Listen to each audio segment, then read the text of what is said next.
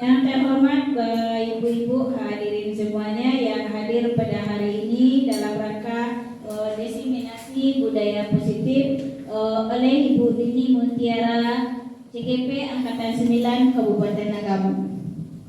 Puji dan syukur marilah kita ucapkan kehadirat Allah Subhanahu wa taala yang telah melimpahkan rahmat dan karunia-Nya kepada kita bersama sehingga kita dapat hadir dalam ruangan ini dalam rangka menerima materi dari Ibu Dini Mutiara. Salawat dengan salam marilah kita panjatkan kepada Nabi besar kita yakni Nabi Muhammad Sallallahu Alaihi Wasallam yang telah membawa kita dari alam kegelapan kepada alam yang berpendidikan seperti sekarang ini. Untuk mempersingkat waktu, kami persilakan kepada Ibu Dini Mutiara untuk menyampaikan materinya. Kepada Bu Dini dipersilakan.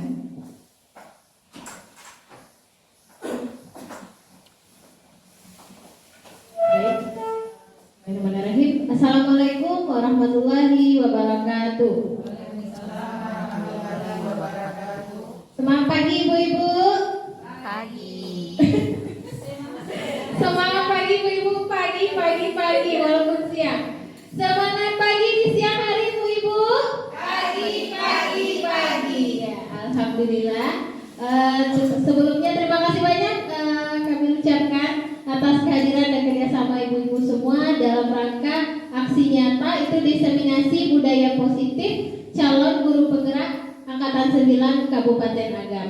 Nah, mudah-mudahan diseminasi budaya positif ini dapat memberikan manfaat dan dapat berdampak ya bagi kegiatan proses belajar mengajar kita di sekolah.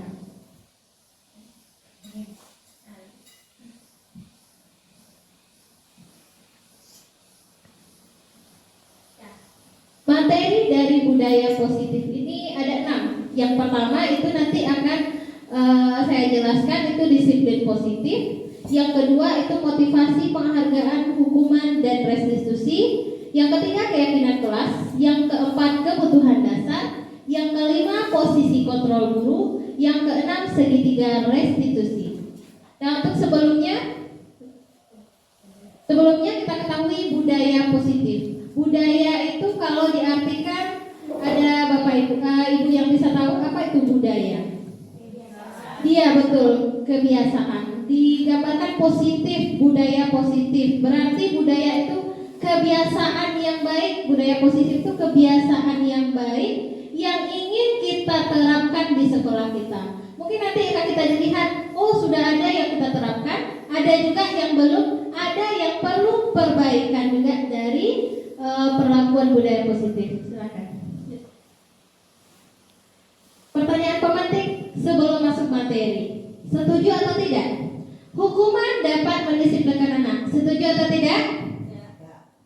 Tidak? Pemberian hukuman dengan hal positif seperti membaca, membersihkan halaman sekolah itu meningkatkan disiplin anak. Bisa jadi. Yang ketiga, memberi penghargaan dapat meningkatkan motivasi belajar anak. Nanti akan kita bahas, bisa ya boleh?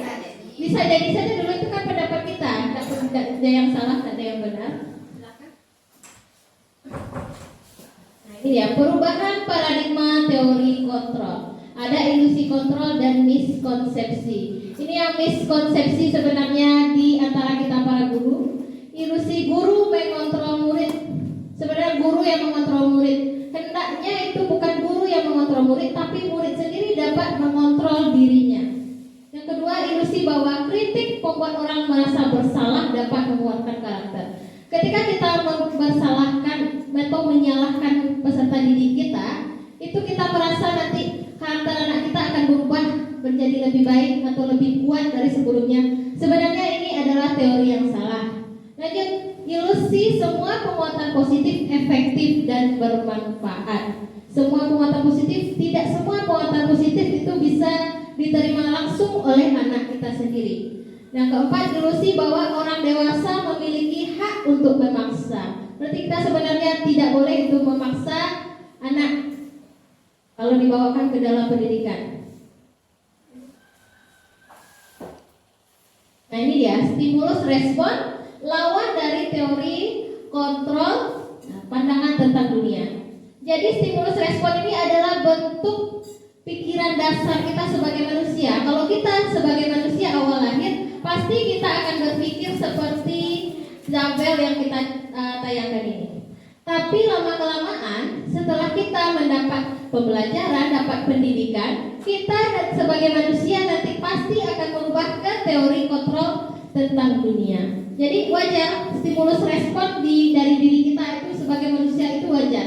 Tapi karena kita ini orang yang berpendidikan, sudah mengenyam pendidikan, hendaknya kita bisa merubah. Contoh sebagai guru saja, kita ambil.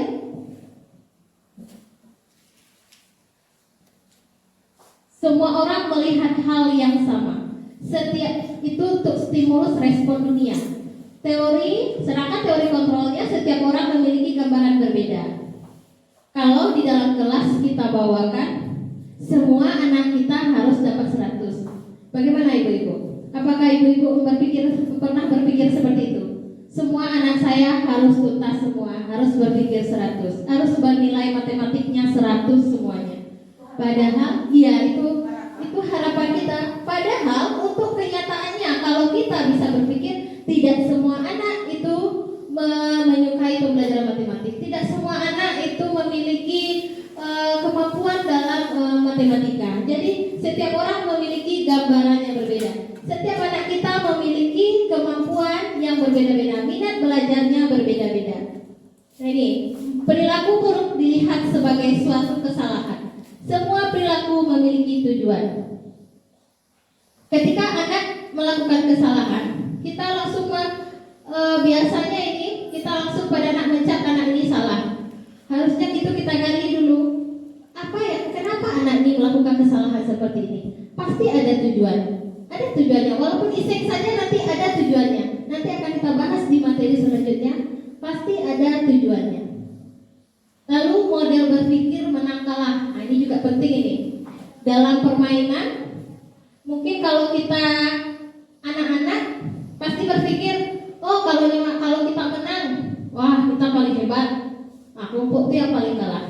Model berpikir menang-menang. Padahal dalam permainan itu walaupun menang dan kalah itu tetap sama. Kita masih tetap jadi yang juara karena kita semua sudah berusaha. Jadi tidak ada, kalau kita sudah belajar teori kontrol tentang dunia, berarti kita tidak akan berpikir ini menang ini kalah. Contohnya guru memberikan pemahaman kepada anak dalam perlombaan. Kita bisa memberikan pemahaman benar. Tidak ada yang juara, tidak ada yang menang ya. Anak ibu yang sudah pergi dalam kegiatan perlombaan semuanya sudah menjadi anak yang hebat.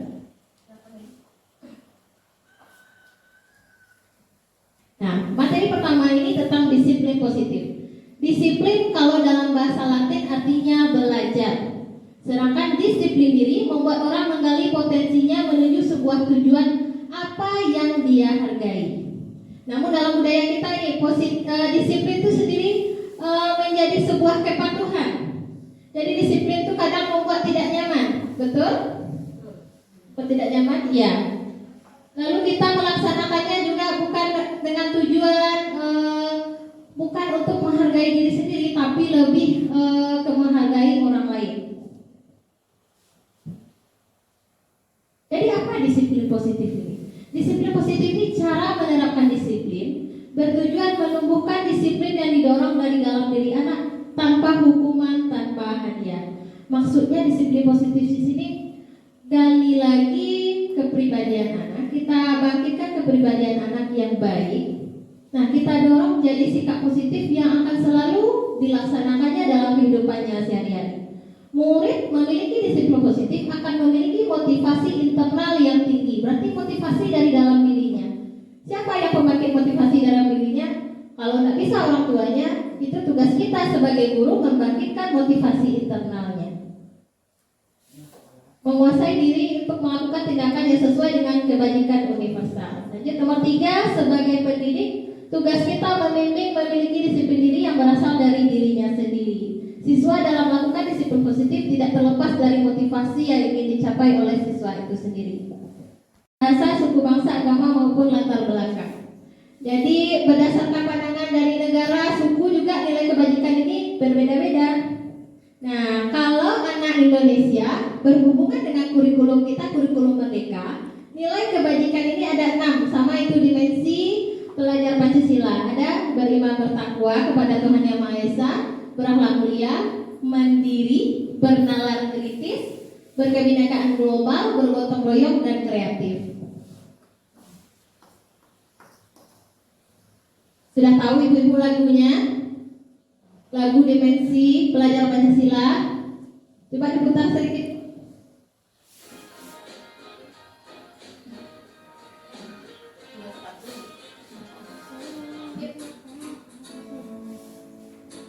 Walaupun yang belum kurikulum mereka, tapi hendaknya kita udah hafal ini udah kita terapkan kepada anak kita ya sebelumnya.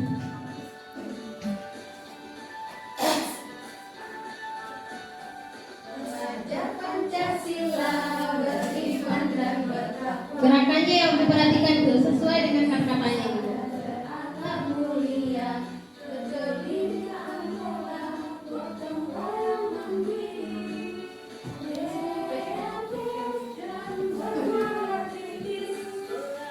Pancasila 5, beriman pada Tuhan Yang Esa dan berakhlak mulia, berkebinekaan global, gotong royong seperti orang mencangkul, mandiri, kreatif,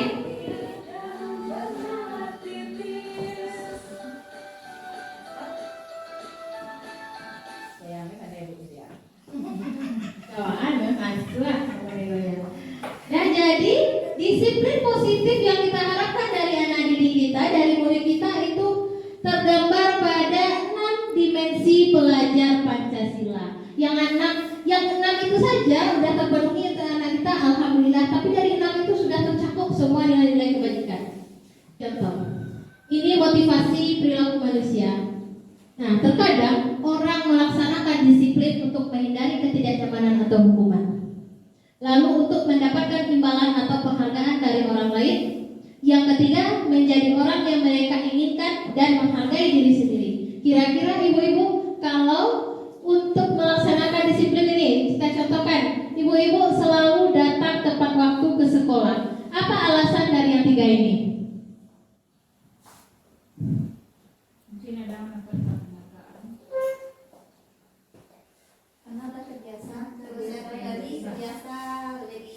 Karena terbiasa saja. Kalau sudah terbiasa, ada rasa tanggung jawab, berarti kita bisa meletakkan alasannya itu di poin nomor 3. Ini kadang berlaku kalau kita guru, karena kita guru ini sebagai contoh, berarti kita harus memberikan contoh yang baik kepada siswa kita. Tapi sebelumnya kita pahami dulu. Sebelum kita memberikan contoh, kita pahami dulu, kita hargai diri kita sendiri dulu. Kita melakukan ini untuk apa? Untuk dilihat atasan kah? Atau untuk menghargai diri kita sendiri kah? Hargai diri sendiri. Iya. Ini yang satu. Alhamdulillah. Nah, ini kebanyakan kalau ditanya di karyawan pabrik ini, ada yang nomor 1. Kalau karyawan di pabrik terlambat potong gaji, nah ibu-ibu. Iya, potong gaji. Berarti itu alasannya nomor 1.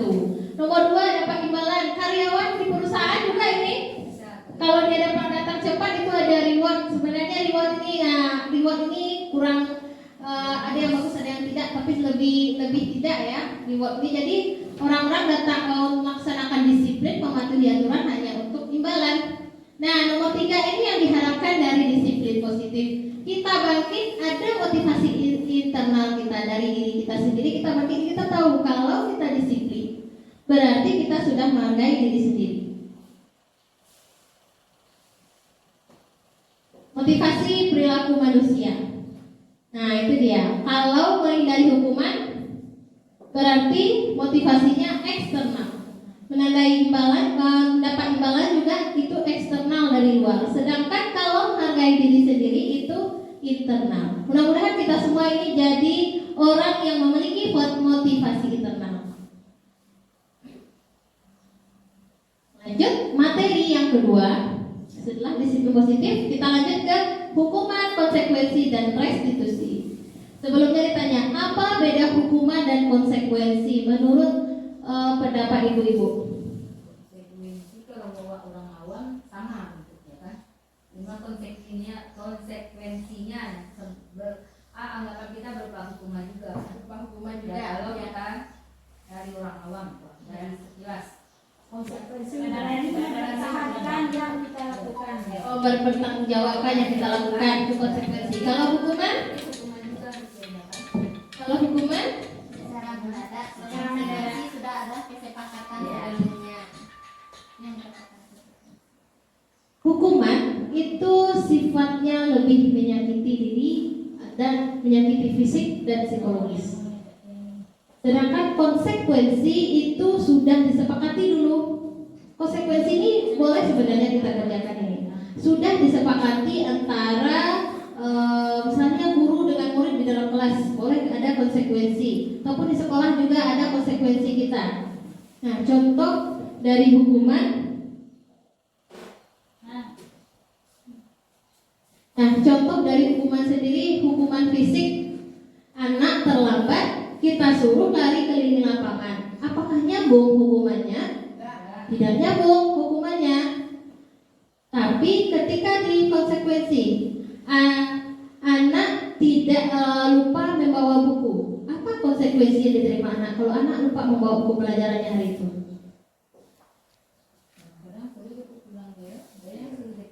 Nah, jemput pulang. Ketika anak jemput pulang, waktu belajarnya terkurang. Belajarnya terkurang, itulah yang namanya konsekuensi. Anak berani mempertanggungjawabkan ini salahnya, berarti solusinya saya harus jemput pulang. Yang kurang, yang tidak mendapatkan pembelajaran siapa?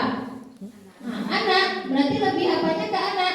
Itu yang konsekuensi. Sebenarnya konsekuensi ini boleh kita terapkan, tapi jangan konsekuensi ini lebih mengarahnya ke hukuman. Nah, kita sepakat ya, siapa yang terlambat besok lari keliling lapangan 5 kali. Itu tidak nyambung maksudnya. Atau menyiram bunga. Menyiram bunga, menyiram bunga. Kira-kira kalau begini bagaimana?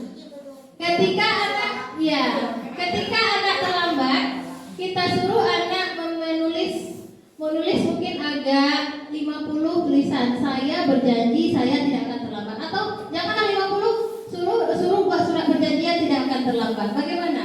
Cocok tak konsekuensinya begitu? Cocok, tapi yang makin akan berubah. Tidak akan berubah ya. Nah, itu tugas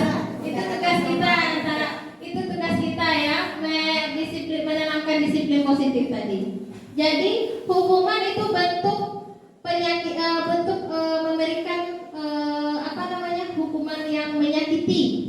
Sedangkan konsekuensi itu lebih dari akibat perbuatan yang dilakukannya. Kita lebih menekankan akibat dari perbuatan kamu ini. Nah, kalau restitusi itu baru kita memperbaiki identitas dari anak. Identitas maksudnya apa? Perbaiki diri anak yang sudah salah menjadi lebih baik lagi. Nah, itu bedanya restitusi. Dari ketiga hukuman konsekuensi restitusi, mana yang menurut ibu yang bagus? Restitusi.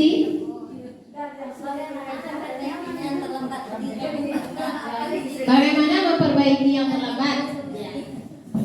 Nanti kita selesaikan di materi selanjutnya, nanti ada. Kita selesaikan nanti di sana.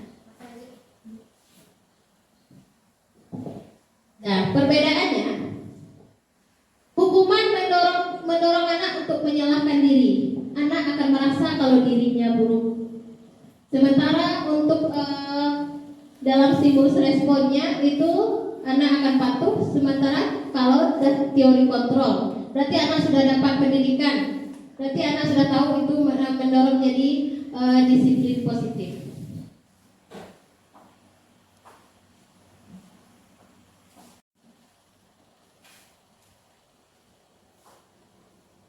Hukuman bersifat tidak terencana atau tiba-tiba. Anak atau murid tidak tahu apa yang akan terjadi dan tidak dilibatkan. Hukum bersifat satu arah dari pihak guru yang memberikan, dan murid hanya menerima suatu hukuman tanpa melalui suatu kesepakatan atau pengarahan dari pihak guru, baik sebelum atau sesudahnya. Hukuman ini kadang ada kita kerjakan. Contoh, iya kok kenapa itu? Lani kenapa bajunya keluar?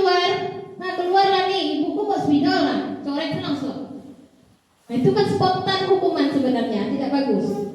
Nah, hukuman yang diberikan bisa berupa fisik maupun psikis. Murid atau anak disakiti oleh perbuatan atau kata-kata. Disiplin dalam bentuk konsekuensi sudah terencana, sudah disepakati, sudah dibahas, dan sudah disetujui. Berarti tadi konsekuensi boleh ya. Umumnya bentuk-bentuknya dibuat oleh pihak guru dan murid sudah mengetahui sebelumnya. Nah, ini konsekuensi yang menetapkan pelanggaran terhadap konsekuensi itu guru, bukan murid. Nah, tapi disepakati bersama-sama antara guru dan murid.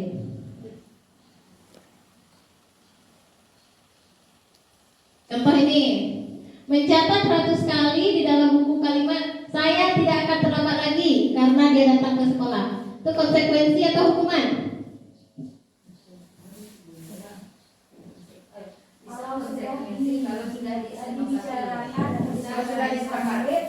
Kalau sudah disepakati bisa konsekuensi, kalau belum berarti hukuman. Baik. Lari mengelilingi lapangan basket 2 kali karena terlambat hadir di sekolah. Nyola terlambat itulah termasuk uji. Berarti menyakiti fisik ya.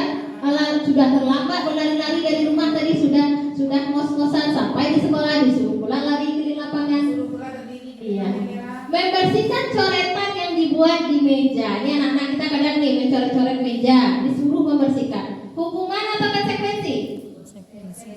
Iya, konsekuensi. Berarti dia tahu ini akibat dari perlakuan saya yang salah. Murid diminta push up 15 kali karena tidak pakai masker. Itu hukuman itu. Mengganti kertas teman yang dicoret-coret. Ya, konsekuensi. Ya, berjemur di lapangan pukul 12 siang karena ngobrol. Ya, itu hukuman itu. Murid diminta bertelanjang kaki sepanjang hari karena tidak memakai sepatu berwarna hitam sesuai peraturan. Hukuman itu. Kita tidak ada mengerjakan seperti itu ya Bu. Alhamdulillah kita tidak mengerjakan. Ibu biasa sudah ibu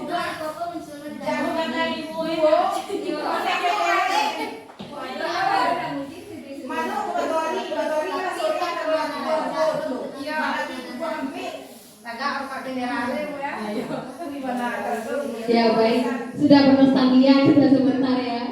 Ya, karena kita dulu jadi murid gurunya seperti ini. Ya, sama yang melacak. Tapi ini pendidikan karakter. Ini pendidikan karakter. Zaman sudah berubah. Ya, berarti pendidikan harus mengikuti kodrat alam dan zaman. Tidak bisa, kurikulum tahun dulu memang cocok anak tahun segitu. Nah, sekarang tidak cocok lagi.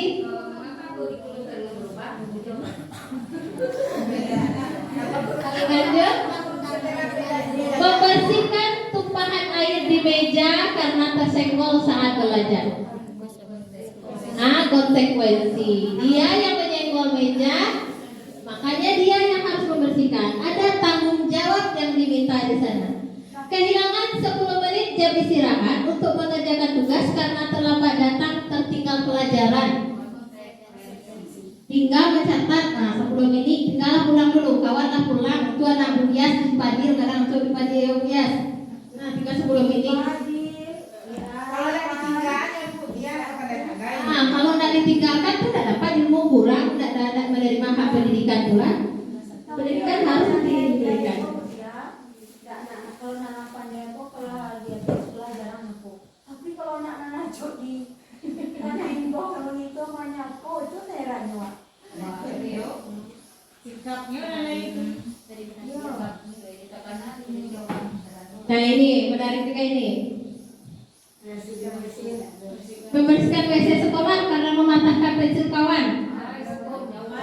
Jauh nih, memasakkan pensil kawan disuruh membersihkan WC. Tahu karena WC sedang kotor ya, berpikir ibunya. Rancana mau berhasil WC Pak. Konsekuensi boleh dibuat tapi lebih diarahkan ke hal yang positif yang membangkitkan disiplin positif anak kita. Penghargaan. Tadi sudah ada. Kalau penghargaan ini, Bapak Ibu senang nggak kalau dapat penghargaan? Oh senang. Penghargaan senang ya. Sedangkan penghargaan pujian saja sudah bahagia ya, sekedar pujian saja. Tapi, nah, ya. apalagi kalau dapat hadiah ya. Tapi untuk anak didik kita dalam menanamkan disiplin positif ada lagi masalahnya ini. Kalau terus-menerus disiplin positif dihubungkan dengan penghargaan, itu tidak akan berlaku lagi jika dia sudah menamatkan sekolah. Berarti dia karena terbiasa diberi hadiah, diberi pujian, diberi reward, nanti dia setelah tamat kuliah tidak terbiasa lagi. Makanya penghargaan ini memang harus dikaji ulang, diperhatikan kembali bagaimana penghargaan yang cocok dalam menanamkan disiplin positif.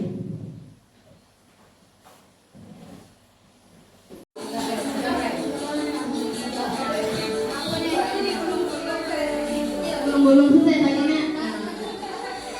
Ibu-ibu sudah pernah speaking ini dengan anak-anak? Belum, nanti di-share ya. Ay, kakak, rasanya nak. Ini nama dia kenapa lu? Dia di rumah ini sudah bertiga sebelum ini. Gimana dia bangun pergi rumah.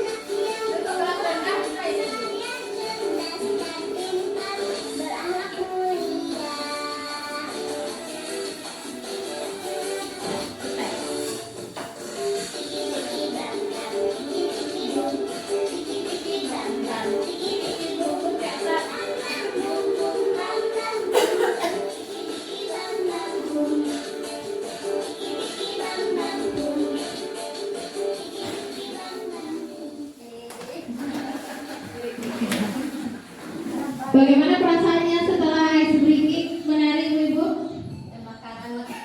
Ada pembakaran makanan. Kalau perasaan bagaimana? Senang. Senang walaupun belum dapat ibu. Senang walaupun belum menghafal gerakan, belum paham sekali. Jadi senang.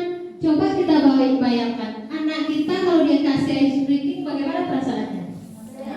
Sedangkan ibu-ibunya senang, apalagi anak-anak itu pasti lebih senang. Ice breaking ini sebenarnya bisa kita selipkan ini antara pergantian pembelajaran. Apalagi kalau sudah jam istirahat, sudah selesai jam istirahat itu sudah berlari-lari, pasti sudah ada yang tidak fokus lagi. Boleh ditambahkan ini ice breaking. Lanjut, materi kita yang ketiga itu keyakinan kelas. Ibu-ibu punya keyakinan kelas? Ibu-ibu punya peraturan kelas, maaf. Peraturan di dalam kelas? Iya, peraturan.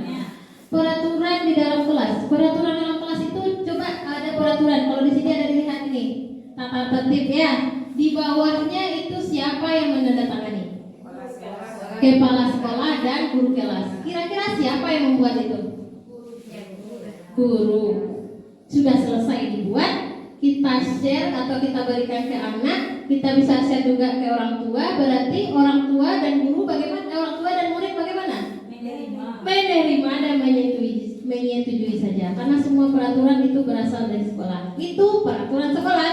Nah, memang tugasnya murid dengan orang tua hanya menerima saja.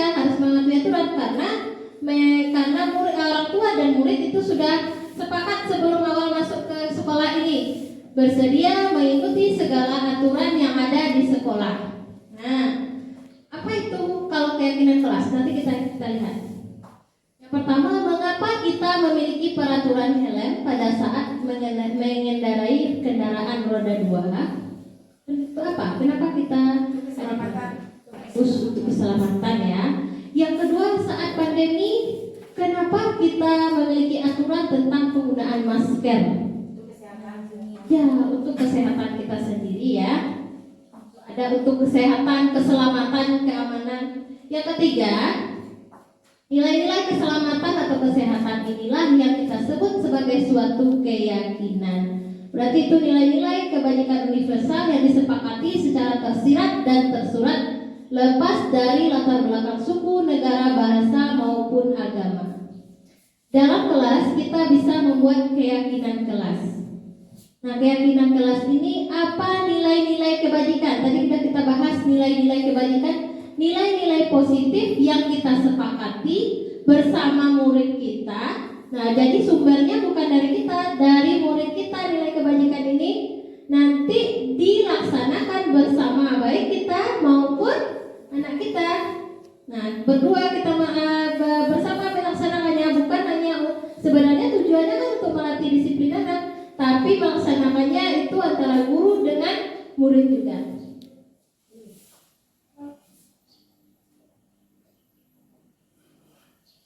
Pembentukan keyakinan sekolah atau kelas. Keyakinan kelas bersifat lebih abstrak dari peraturan, lebih rinci dan lebih konkret. Keyakinan kelas berupa pernyataan-pernyataan yang universal, yang umum. Pernyataan kelas senantiasa dibuat dalam bentuk yang positif. Dalam bentuk positif berarti tidak boleh ada kata tidak atau jangan. Lalu keyakinan kelas hendaknya tidak terlalu banyak sehingga mudah diingat. Jangan terlalu banyak, pokoknya yang penting-penting saja. 5 atau 6 itu sudah cukup. Keyakinan kelas sebaiknya sesuatu yang dapat diterapkan di lingkungan tersebut. Ya, memang sesuailah dengan lingkungan kelas kita. Mana yang patut mungkin rasanya dibuat keyakinan kelas. Lalu semua warga kelas hendaknya ikut berkontribusi dalam pembuatan keyakinan kelas lewat kegiatan curah pendapat. Nah, jadi di sini curah pendapat, semua anak berhak memberikan pendapatnya tentang keyakinan kelas. Walaupun nanti kalimatnya itu salah-salah, walaupun tidak mengarah, mungkin kalimatnya kita bantu, kita perbaiki, kita arahkan. Yang terakhir, bersedia meninjau kembali keyakinan kelas dari waktu ke waktu. Siapa yang jadi orang yang meninjau nih? Subjek peninjau ini siapa biasanya ibu-ibu? Subjek yang meninjau keyakinan kelas dari waktu ke waktu, yang mengevaluasi, merefleksi. Guru, boleh kepala sekolah juga. Nanti kita sebagai peninjau. Sedangkan pelaksana atau tujuan fokus kita untuk keyakinan kelas itu adalah murid. Nah, ini nilai kebajikannya. Yang pertama, kembalikan barang ke tempatnya. Itu nilai kebajikannya bertanggung jawab. Nah, kalau dilarang mengganggu orang lain, apa kira-kira nilai kebajikannya? Ya, saling menghargai. Hadir di sekolah 15 menit sebelum pembelajaran dimulai. Disiplin. Dilarang melakukan kekerasan. Saling menghargai. Dilarang menggunakan narkoba. Kesehatan. Bergantian atau menunggu giliran. Tertib, ya, antri. Dilarang merokok. Kesehatan. Menggunakan masker. Kesehatan, berjalan di kelas dan di koridor. Keselamatan ini maksudnya berjalan di kelas koridor itu tidak berlari-lari, berarti berjalan. Kadang kalau anak SMA, SMP mungkin tidak akan berlari-lari.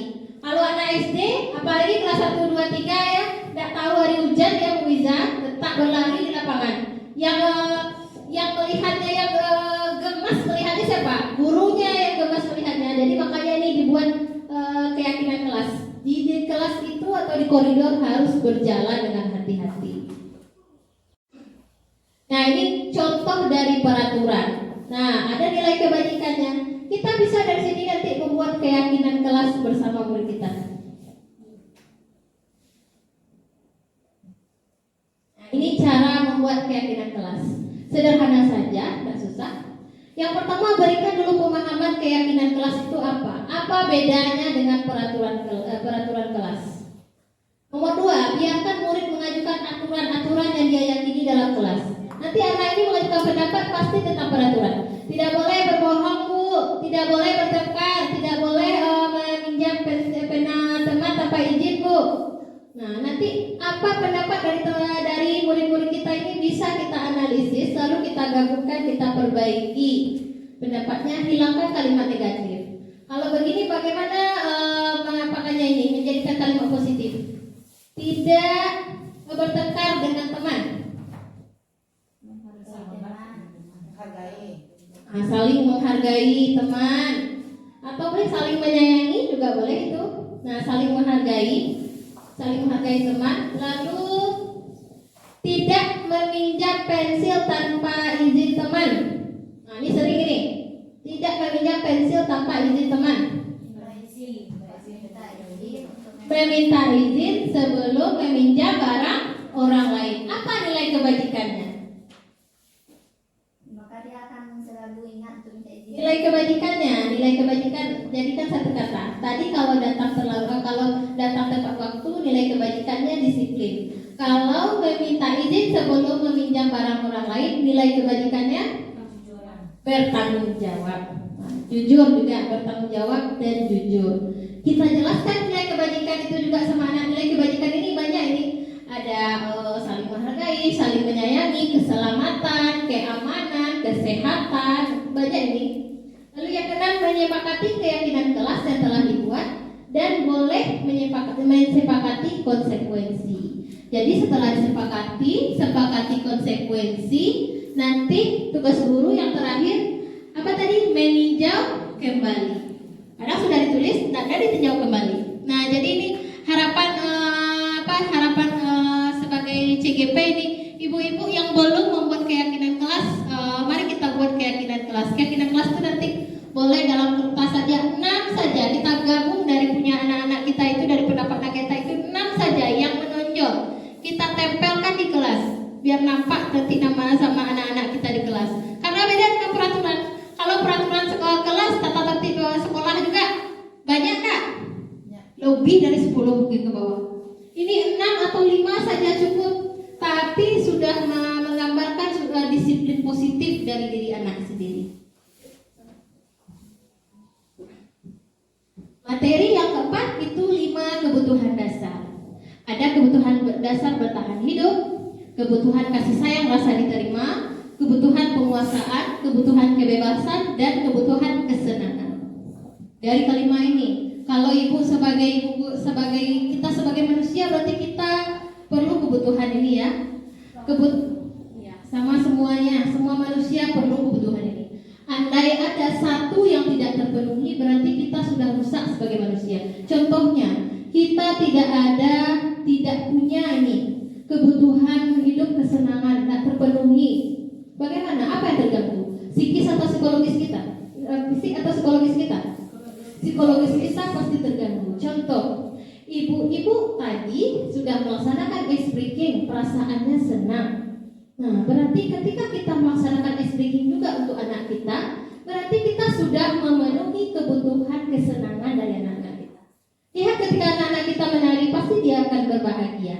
Berarti kita sudah memenuhi kebutuhan dari kesenangan. Jadi di sini yang 5 ini bukan hanya orang tua saja yang memenuhi hendaknya. Kalau di sekolah kita juga dituntut untuk memenuhi. Contoh bertahan hidup, tempat tinggal, pakaian, keamanan, kesehatan, makanan. Kalau anak terjatuh, terluka, kepada siapa dia mengadu? Kepada kita, kepada ibu, karena dia percaya ibunya bisa memenuhi kebutuhannya bertahan hidup. Ibunya bisa ini menyelamatkannya ini dari luka ini. Makanya dia mau mengadu kepada kita. Nah, kalau kita biarkan saja berarti kita sudah melanggar, tidak memenuhi kebutuhannya dalam bertahan hidup. Lalu yang kedua, kasih sayang dan rasa diterima. Nah, ibu-ibu, walaupun bagaimanapun perilaku anak kita, setiap pagi kita kan masih tetap dengan senyum menyambut anak kita ke sekolah kan? Masih tetap tidak kita beda-bedakan dalam membimbing dan mengarahkan. Walaupun ini sering remedi, tidak mengerti, tapi kita tetap memberikan arahan, memberikan bimbingan Nah, berarti ibu-ibu sudah memberikan rasa kasih sayang kepada anak kita, rasa diterima. Berarti ibu ini senang sama saya, ini diterima saya sama ibu ini. Jadi itu pikiran sang anak nantinya. Jangan-jangan karena kita di keluarga anak ini merasa tidak diterima, jangan sampai di sekolah nanti dia juga merasa tidak diterima. Nah, ini yang perlu kita ingat dari kasih sayang dan rasa diterima dan sebagai kebutuhan anak ini. Lanjut, kebutuhan penguasaan, keinginan untuk didengar, dihargai, dianggap. Kadang anak ini sering nih kalau dilihat mau ke kantor, berdiri aja di kantor. Kadang kita cuek aja, kadang enggak kita sapa. Kalau kita sering ya kita sapa, kenapa anak ini berdiri di kantor nih ya? Apalagi kelas 3 Rendra itu Bu, sering berdiri, pasti Bu Miss langsung tanggap ini. Apa ini? Berarti ketika anak menyampaikan pendapatnya, dia begini, dia tadi diganggu temannya, berarti anak sudah dapat kebutuhan penguasaan. Anak merasa dihargai juga. Oh, kamu tadi diganggu ya? Iya, tadi diganggu Bu, diganggu sama itu Bu. Nah, berarti udah 2 kebutuhan dasar terpenuhi. Penguasaan dengan kasih sayang sudah terpenuhi. Lalu kebebasan. Nah, memiliki pilihan sendiri, mandiri, mencoba hal baru. Kadang anak kita tidak berikan kebebasan ini, boleh contohnya anak-anak ibu mau belajarnya di mana yang bagusnya, yang enaknya, yang nyamannya. Mau belajar di luar atau di dalam kelas, itu salah satu bentuk kita kebebasan.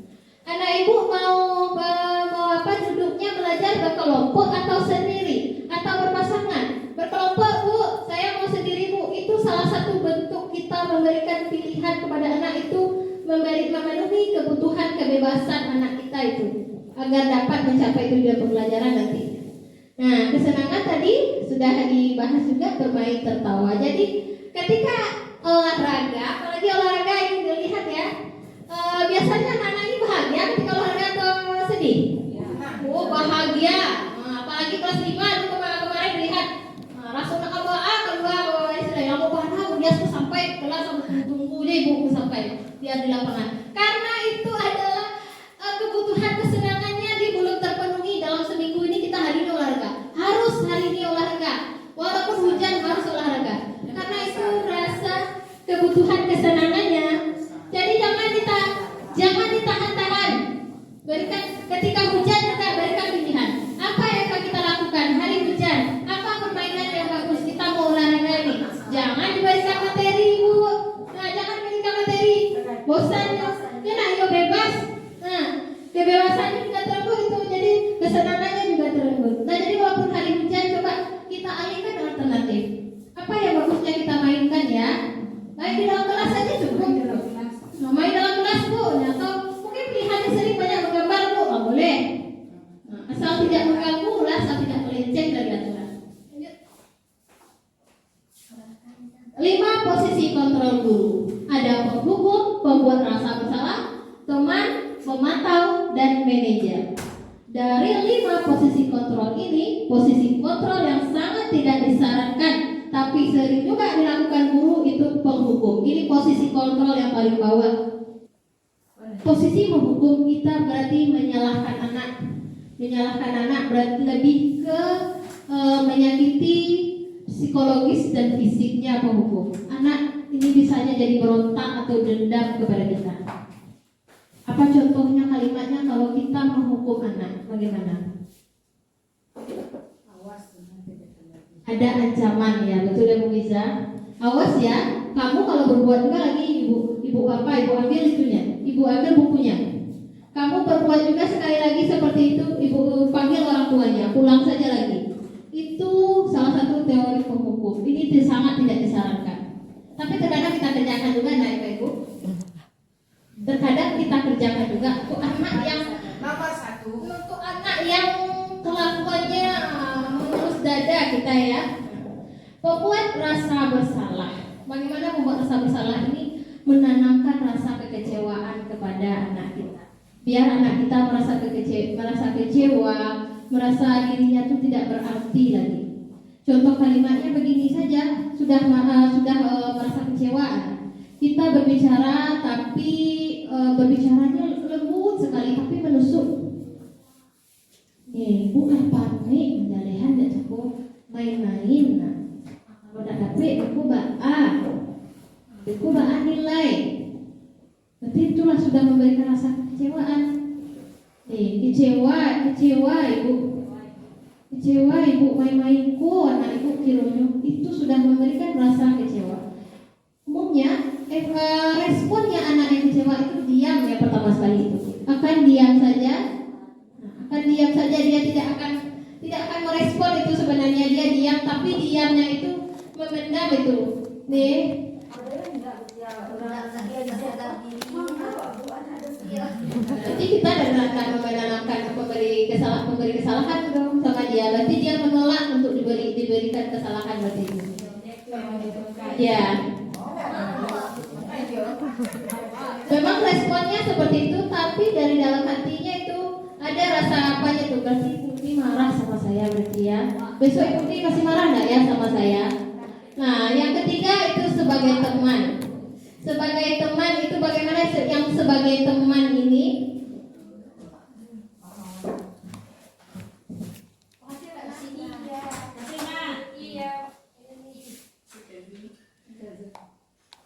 Sebagai teman ini lebih ke ayo lakukan demi ibu atau seperti ini.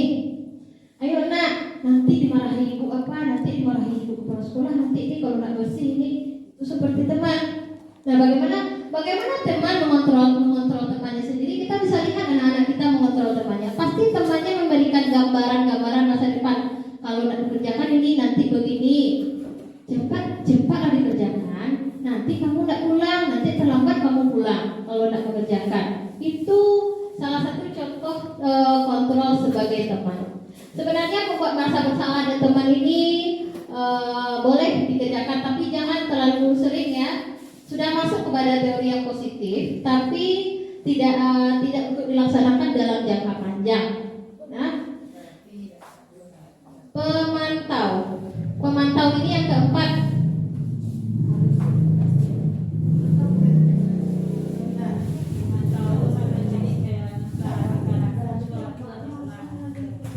Ya, memberi pemantau ini kita bisa memberikan pertanyaan ini kepada murid kita. Ayo, tadi main-main air, apa konsekuensinya? Ingat tak konsekuensi? Apa keyakinan keras kita? Kita mengingatkan kembali. Jadi kita tanya pemantau. Pemantau ini memang lebih baik dari teman dan pembuat rasa bersalah ya, karena tingkatnya dari tingkat 2 tertinggi. Nah, dari kontrol positif ini. Nah, kita ingatkan lagi, kita tanya, ayo apa akibatnya kalau main ini? Apa tadi akibatnya kalau tidak buat PR? Kita sudah membuat keyakinan kelas. Nah, itu contoh dari pemantau.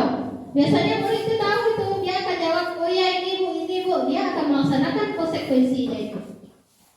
Terakhir, manajer itu tingkat yang paling tinggi. Nah, yang paling tinggi, paling bagus dan paling direkomendasikan. Itu membuat anak kita menanyakan sama anak, apa yang sudah perbuat tadi, apa kesalahan yang diperbuat tadi. Tapi anak sendiri yang memunculkan pendapatnya. Bu, tadi saya karena mendapat PR bu, kenapa dapat PR saya lupa dari mana? Berarti anak itu yang merasa yang membicarakan kesalahannya. Anak juga yang menyampaikan solusi dari permasalahannya. Ya, berarti anak awak memandu senyum, tapi anak mencari solusinya suram.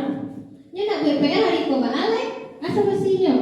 Nah, anak yang mencarikan solusinya itu teori dari manajer. Tapi terkadang dari teori manajer ini terkadang anak masih mau berulang kesalahannya ya bu. Nah, masih tidak diterima. Itu juga anaknya. Segitiga restitusi. Nah, dalam segitiga, apa itu segitiga restitusi? Itu suatu proses dialog yang dijalankan oleh guru atau orang tua agar menghasilkan murid yang mandiri dan bertanggung jawab. Segitiga restitusi itu ada segitiga, bayangkan segitiga berarti ada 3 sisi. Nah, dalam proses penerapan segitiga restitusi ini, guru harus menempatkan diri pada posisi manajer. Berarti kalau Allah menempatkan posisi jadi manajer awak ibu, berarti awak lah menjalankan segitiga restitusi. Guru harus dengan bijak mengatasi masalah dengan mengembalikan tanggung jawab pada murid untuk mencari jalan keluar permasalahannya dengan bimbingan guru. Nah, jadi bisa disimpulkan segitiga restitusi ini adalah cara kita berdiskusi dengan anak menyelesaikan masalah anak, tetapi solusinya nanti anak yang menemukan sendiri, bukan gurunya yang menemukan sendiri. Kita hanya memancing anak, menuntun anak biar dia tahu apa solusi yang tepat. Yang pertama itu stabilkan identitas, yang kedua validasi tindakan yang salah, yang ketiga menanyakan keyakinannya.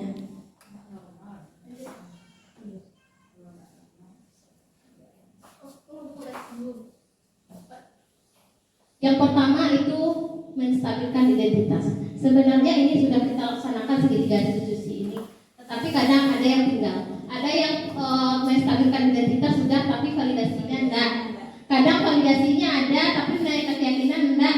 Jadi sekedar dua saja, enggak lengkap. Sebenarnya sudah kita kerjakan ini, cuma ini kita perbaiki kembali. Nah, menstabilkan identitas. Anak anak bertengkar. Ketika anak bertengkar, kita stabilkan identitas. Jangan kita salahkan anak itu dulu. Biarkan anak itu tenang dulu. Nah, kamu kenapa tadi bertengkar? Oh, kamu tadi dicubitnya, makanya kamu balas meninju ya. Oh iya. Nah, kalimat-kalimat guru contohnya kalau stabil identitas ini, oh enggak apa-apa nak, ibu enggak marah. Nah, itu sudah menstabilkan identitas. Enggak apa-apa, ibu enggak marah. Nah, ibu hanya memanggil, ibu hanya mau tanya-tanya, ibu mau cerita-cerita. Nah, itu sudah kalimat menstabilkan identitas.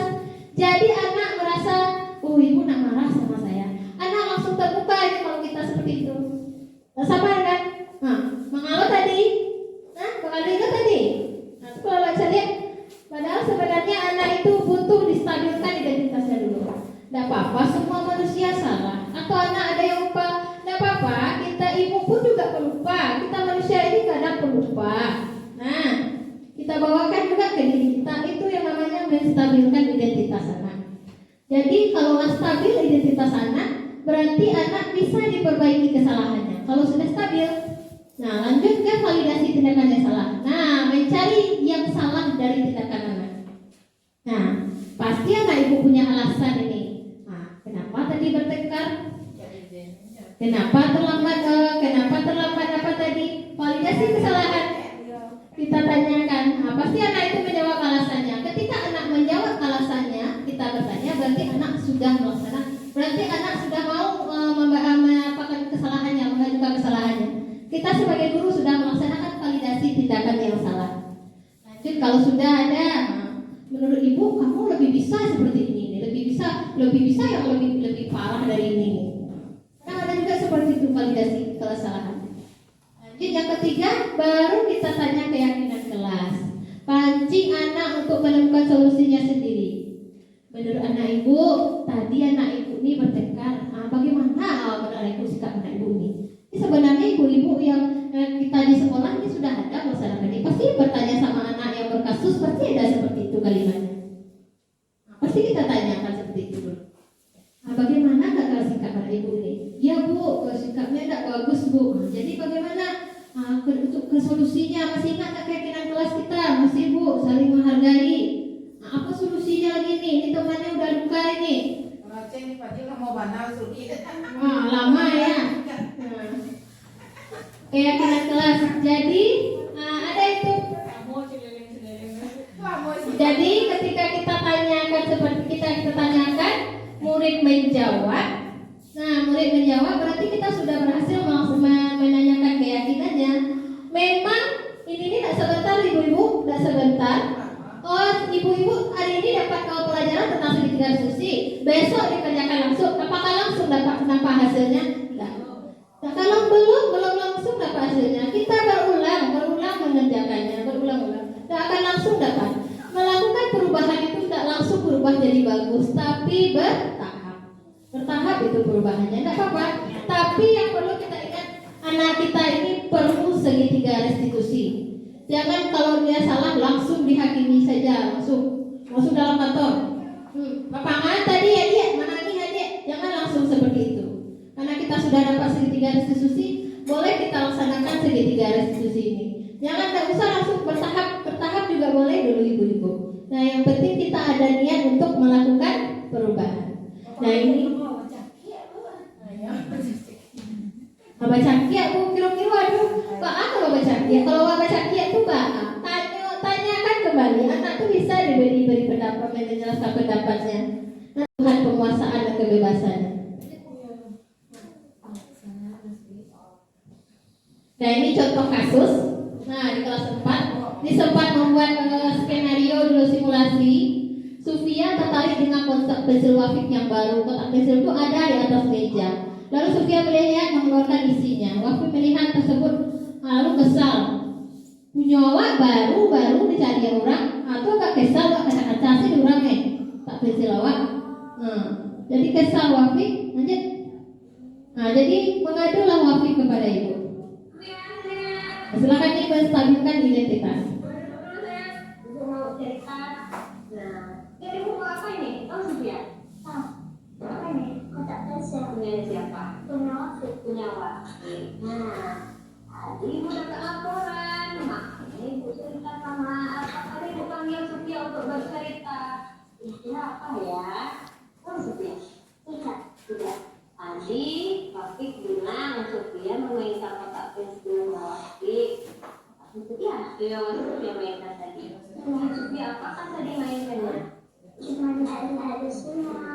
lihat-lihat isinya. Kotak pensilnya taruh di mana tadi? Di atas meja. Nah, ibu panggil Sofia bukan untuk memarahi Sofia. Tapi ibu mau membantu Sofia nih ada masalah, makanya ibu bantu Sofia. Nah, kalimat membantu menyelesaikan masalah itu sudah menstabilkan identitasnya. Iya, enggak apa-apa. Jauh ini kok misalnya bagus ya? Iya, ya bagus ya. Nah, Sofia, kira-kira Sofia kenapa Sofia mau lihat kotak pensil Wafik? Bertanya. Ya, Validasi tindakan. Lawannya bagus. Kalau bagus ya, ibu bagus juga ini ya. Sofia punya? Tidak. Enggak, ibu juga tidak punya. Kalau kita tidak punya ini kita pengen lihat ya bagus. Jadi Sofia mau lihat kotak pensil Wafik karena bagus ya. Iya. Bagus. Nah, ya masih ingat nggak apa keyakinan kelas kita? Masih. Apa keyakinan kelas kita? Sebelum meminjam barang seseorang harus minta izin dulu. Ya bagus. Ingat sebelum meminjam barang seseorang harus izin. Kita keluarga nggak di dalam kelas ini? Iya. Iya, kita keluarga di dalam kelas ini. Kalau keluarga harus saling menghargai. Saling menghargai. Tapi kalau saling menghargai, kira-kira menurut Sofia tindakan Sofia tadi bagaimana?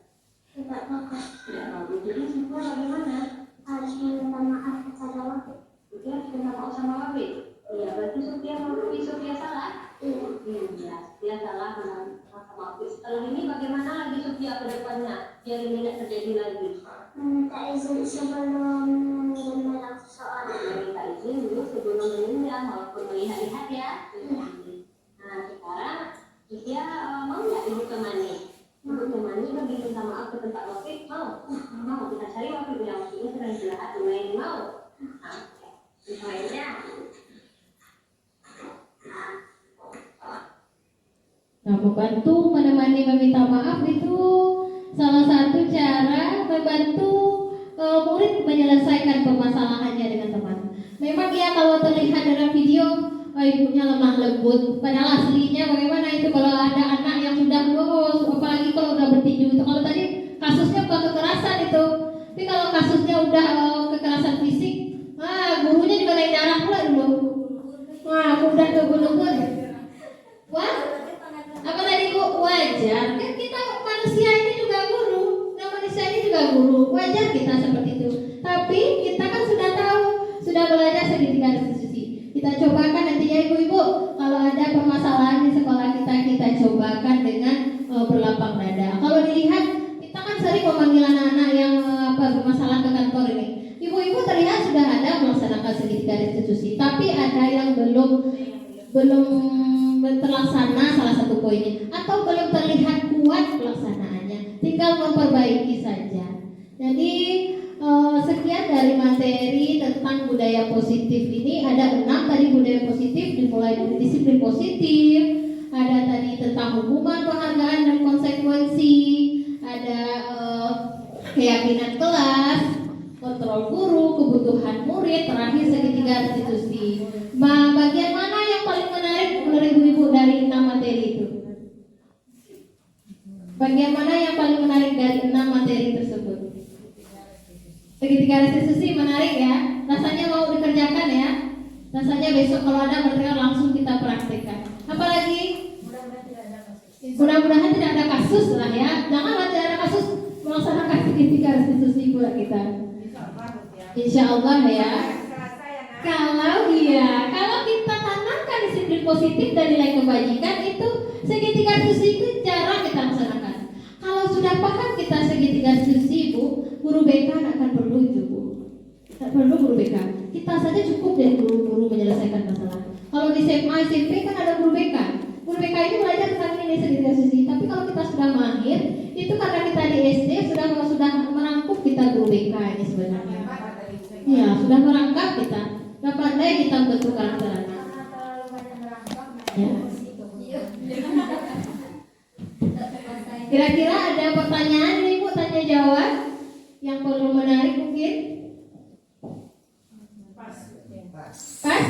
Nah, alhamdulillah, terima kasih atas kerjasamanya ibu-ibu. Mudah-mudahan aksi nyata budaya positif yang disampaikan ini bermanfaat dan bisa terlaksana nantinya di sekolah masing-masing ya. Nah, akhir kata, banyak maaf. Assalamualaikum warahmatullahi wabarakatuh. Dan demikianlah acara kita pada hari ini ibu-ibu. Semoga bermanfaat dan bisa kita laksanakan di sekolah kita masing-masing. Kalau ada kata-kata yang kurang pada tempatnya, saya sebagai moderator mohon maaf. Dan sekali lagi kami minta terima kasih banyak kepada ibu-ibu semua atas kerjasamanya. Saya sudahi dengan wabillahi wa taufiq hidayah. Assalamualaikum warahmatullahi wabarakatuh.